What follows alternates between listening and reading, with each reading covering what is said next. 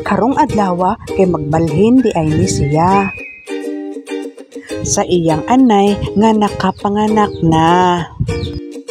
Gamiton manggod ni niya ang ad nga may Bartolina. Ari niya ibutang ang mga nakay niyang dumalaga. Tuha naman noon isla kasimana gikan pagpanganak nila. Mao ang iyang baktin kay kasaligan na. Kamao na mulihay sa inahan nila. Labi na og magbarog-barog kumukao na. Tangtangon na pudning ali niya. Aron makalusot ang anay inigbalhin niya. Kay kini gibabagan raman o gagmayng kawayan ra. Giayom-ayom lang minus man ang kwarta. Ang pagbalhin buhaton basta sayo pa. Aron dili kaayo ka maglisod ug magkadusingot ba. Kay usahay lisod pasundon ang anay o giya. Magbuot og lakaw, maglisod ka og bira. Naaraman pud teknik unsaon pagpasunod nila. Andaman sila blawg nga makaon nila. Isulod og baldi ug ipagukod nila. Aron mapugo sila og lakaw ug ang pagkaon makabot nila.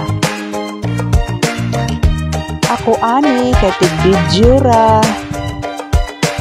Dili man pwede nga mobira kay masukamod unya ta. Duha na noon mi ang guyuro niya. Maong siya ra taon ani usa.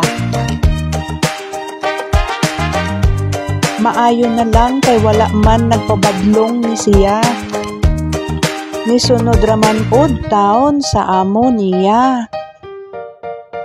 Bahala og maghunong-hunong, sagdi lang siya.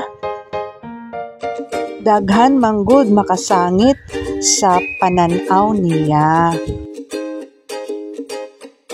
Ari niya ibutang diri sa laing ad niya.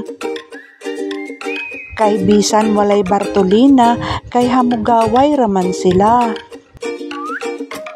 Dili rapod init, labi na og udto na. Kay landong og kawayan rapod kining ada. Nahanglan nga birahon og guyuron gyud ni siya. Kay basin asa pataon ni mulakaw, maglisod na ta. Hayluhon sa laog aron mosulod na. Taad nga para sa iyaha. Maayo na lang taon kay nakatumong na gyud taon sila. Nakasulod na gyud sa ad niya. Nahaylo taon sa laog niya. Nakuha na pud taon ang mga bakti niya. Gikutasan taon ang amo niya. Gisakitan sa hawak kay idara na baya pud siya. Bisan duol ragani pero kapuyo na.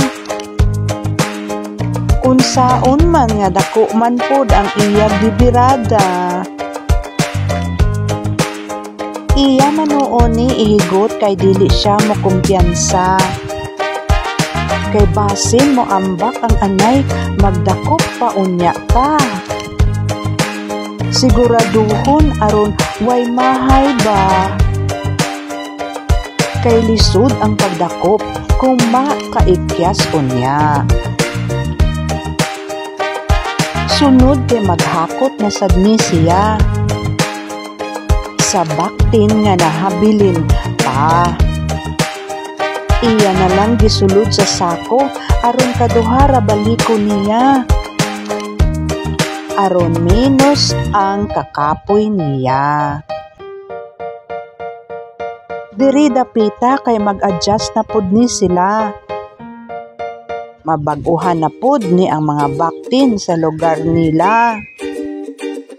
Sige lang kay luag raman pud ni nila. Mas luag ug hamugaway ang pagpaso-paso nila.